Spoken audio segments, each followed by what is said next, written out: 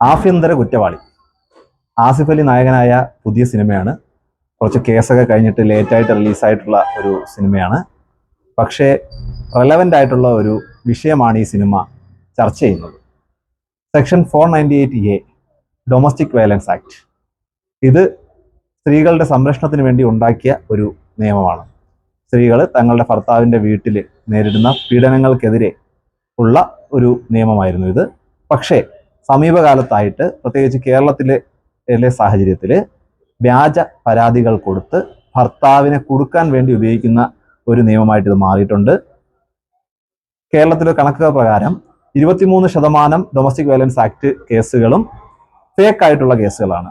ഇവർ ഈ fake case കൊടുക്കുന്നത് ഭർത്താവിനെ ജാമ്യം പോലും കിട്ടാത്ത രീതിയിൽ അകത്താക്കാൻ വേണ്ടിയാണ്. അത് നമ്മുടെ നിയമത്തിൽ അത് ദുരുപയോഗം ചെയ്യുന്നതിനെതിരെ ചർച്ച ചെയ്യുന്ന ഒരു സിനിമയാണ് ആഭ്യന്തര കുറ്റവാളി. ആസിഫ് അലി എന്ന നടന്റെ കരിയറിലെ തന്നെ വ്യത്യസ്തമായിട്ടുള്ള ഒരു വേഷമാണ്. ഈ അടുത്തായിട്ട് ആസിഫ് അലി കുറേ സിനിമയിൽ വ്യത്യസ്തമായിട്ടുള്ള കഥാപാത്രങ്ങൾ തിരഞ്ഞെടുക്കുന്നുണ്ട്. ആസിഫ് എന്ന് പറയുന്ന നടൻ പല രീതിയിലും പല സിനിമയിലും തൻ്റെ കഴിവ് പുറത്തു കൊണ്ടുവരുന്നുണ്ട്. ഈ സിനിമയിലും ആസിഫ് എന്ന നടനെ നമുക്ക് തീർച്ചയായിട്ടും കാണാൻ പറ്റും. ആസിഫിന്റെ ചില മാനറിസങ്ങളൊക്കെ കാണുമ്പോൾ മലയാള സിനിമയിൽ ഈ മാനറിസങ്ങൾ ഈ തലമുറയിൽപ്പെട്ട നടന്മാരിൽ ഇത്രയും നല്ലപോലെ അഭിനയിക്കുന്ന വേറൊരു താരമില്ല. ആസിഫിന്റെ കരിയറിലെ തന്നെ വ്യത്യസ്തമായിട്ടുള്ള ഒരു ചിത്രമാണ് ആഭ്യന്തര കുറ്റവാളി എന്നുള്ളത്. ഇനി സിനിമയിലെ മറ്റ് കഥാപാത്രങ്ങളിലേക്ക് വരികയാണെങ്കിൽ മറ്റ് 2 പ്രധാന കഥാപാത്രങ്ങളായിട്ട് വരുന്നത് ഒന്ന് അസീസാണ്, പിന്നെ ആനന്ദ് മന്മഥനാണ്. അസീസ് സമീപകാല മലയാള സിനിമയിലെ ആസ്ഥാന സംഖ്യയായി ടൈപ്പ് കാസ്റ്റ് ചെയ്യപ്പെടുന്നുണ്ടോ എന്നുള്ളത് സംശയമാണ്. 1-2 സിനിമയായിട്ട് അസീസാണ് സംഖ്യയായിട്ട് അഭിനയിക്കുന്നത്. ഈ സിനിമയിൽ ഒരു സംഖ്യയായിട്ടാണ് അസീസ് വരുന്നത്.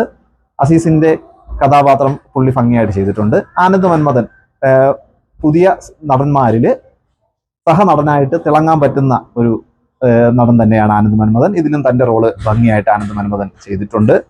ഇതിൽ എടുത്തു പറയേണ്ടുന്ന മറ്റൊരു കഥാപാത്രം ഹരിശ്രീ അശോകന്റെ കഥാപാത്രമാണ്. നിസ്സഹായനായ ഒരു അച്ഛന്റെ, ഒരു ബാപ്പയുടെ കഥാപാത്രമാണ് ഹരിശ്രീ അശോകൻ അവതരിപ്പിക്കുന്നത്. ഹരിശ്രീ അശോകനിലെ നടനെ ഇനിയും മലയാള സിനിമ നല്ല രീതിയിൽ ചൂഷണം ചെയ്യപ്പെടേണ്ടുന്നതുണ്ട് എന്ന് തെളിയിക്കുന്നതായിരുന്നു ഈ ഒരു കഥാപാത്രം. പിന്നെ എനിക്ക് ഇതിൻ്റെ അകത്ത് നെഗറ്റീവായിട്ട് തോന്നി, നെഗറ്റീവ് എന്ന് പറയാൻ പറ്റത്തില്ല, ഇതിലെ വിജയകുമാറിന്റെ കഥാപാത്രം വക്കീൽ ആയിട്ടാണ്, ആസിഫ് അലിയുടെ വക്കീലായിട്ടാണ് വിജയകുമാർ ഈ സിനിമയിൽ അഭിനയിക്കുന്നത്. നായികയുടെ വക്കീലായിട്ട് ജഗദീഷാണ് വരുന്നത്. സത്യത്തിൽ ആ 2 കഥാപാത്രങ്ങൾ സ്വാപ്പ് ചെയ്തിരുന്നെങ്കിൽ കുറച്ചുകൂടെ നല്ലതായിരുന്നേനെ എന്ന് എനിക്ക് തോന്നിയിട്ടുണ്ട്. ഡൊമസ്റ്റിക് വയലൻസിനെതിരെ ശബ്ദിക്കുന്ന ഒരു വക്കീലായിട്ട് ജഗദീഷിന് നല്ല രീതിയിൽ പെർഫോം ചെയ്യായിരുന്നു. തിരക്കഥയിൽ അതിന്റെ കുറച്ച് കാര്യങ്ങളും കൂടെ ഉൾപ്പെടുത്തിയിരുന്നെങ്കിൽ നന്നായിരുന്നു. ആ രീതിയിൽ സംവിധായകൻ അതിനൊന്നും ശ്രമിച്ചിട്ടില്ല എന്നൊരു നിരാശ എനിക്കുണ്ട്. ഇനി അല്പം സ്പോയിലറാണ് പറയാൻ പോകുന്നത്.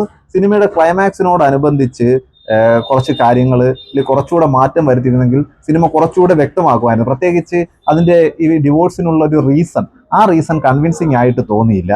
ആ നായികയും സുഹൃത്തുമായിട്ടുള്ള ബന്ധം കുറച്ചുകൂടെ റിയലിസ്റ്റിക് ആയിട്ട് വല്ല ലെസ്ബിയൻ റിലേഷൻഷിപ്പ് പോലെയൊക്കെ കൊണ്ടുവന്നിരുന്നെങ്കിൽ കൊള്ളാമായിരുന്നു.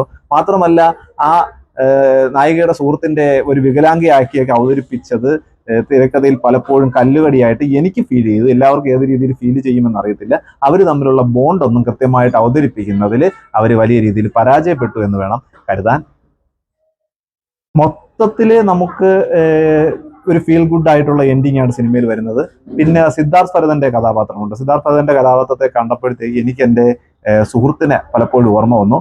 അവന്റെ ജീവിതത്തിലും അവന്റെ കുഞ്ഞിനെ ഡിവോഴ്സ് ആയ ശേഷം അവന്റെ കുഞ്ഞിനെ കാണാൻ പറ്റാത്തൊരവസ്ഥയിലാണ് നിൽക്കുന്നത്.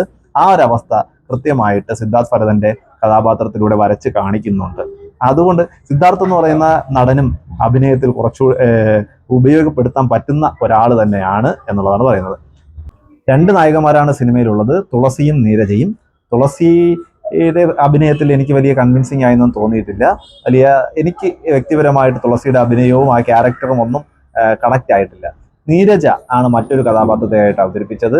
ഒരു വക്കീലിന്റെ, ഒരു ലേഡി ജൂനിയർ വക്കീലിന്റെ എല്ലാ മാനദണ്ഡങ്ങളും കൃത്യമായി കൊണ്ടുവരുന്നതിൽ വലിയ രീതിയിൽ വിജയിച്ചു എന്ന് വേണമെങ്കിൽ പറയാം. പിന്നീട് ആസിഫുമായിട്ടുള്ള അവസാനമുള്ള ബോണ്ടും ഒക്കെ വലിയ രീതിയിൽ ക്ലീഷേ ആണെങ്കിൽ പോലും, നമുക്ക് മനസ്സിലാകുന്ന രീതിയിലാണെങ്കിൽ പോലും അതൊക്കെ വലിയ രീതിയിൽ കണക്ട് ചെയ്യിപ്പിക്കാൻ കഴിഞ്ഞു എന്നുള്ളത് ആ കഥാപാത്രത്തിന്റെ അല്ലെങ്കിൽ ആ നടിയുടെ തന്നെ വിജയമാണെന്ന് പറയാം.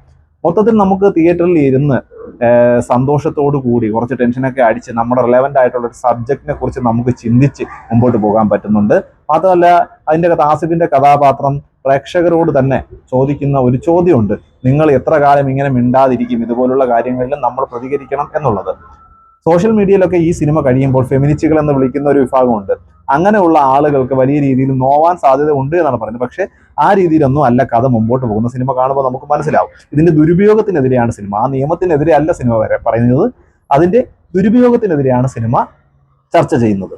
അതില് 100% വിജയിച്ചിട്ടുണ്ട് എന്ന് തന്നെ പറയാം. എങ്കിലും കുറെ കാര്യങ്ങളൊക്കെ കുറച്ചുകൂടെ കൺവിൻസിംഗിൽ ആയിരുന്നെങ്കിൽ കുറച്ചുകൂടെ വലിയ വിജയത്തിലേക്ക് എത്താൻ പറ്റുന്ന ഒരു സിനിമ തന്നെയാണ് ആഭ്യന്തര കുറ്റവാളി. എല്ലാവരും തിയേറ്ററിൽ പോയി ഈ സിനിമ കാണുക. നിങ്ങളുടെ വിലയേറിയ അഭിപ്രായങ്ങൾ കമന്റ് ബോക്സിൽ രേഖപ്പെടുത്തുക. പുതിയൊരു സിനിമയുടെ വിശേഷങ്ങളുമായി വീണ്ടും വരുന്നത് വരെ ബൈ ബൈ.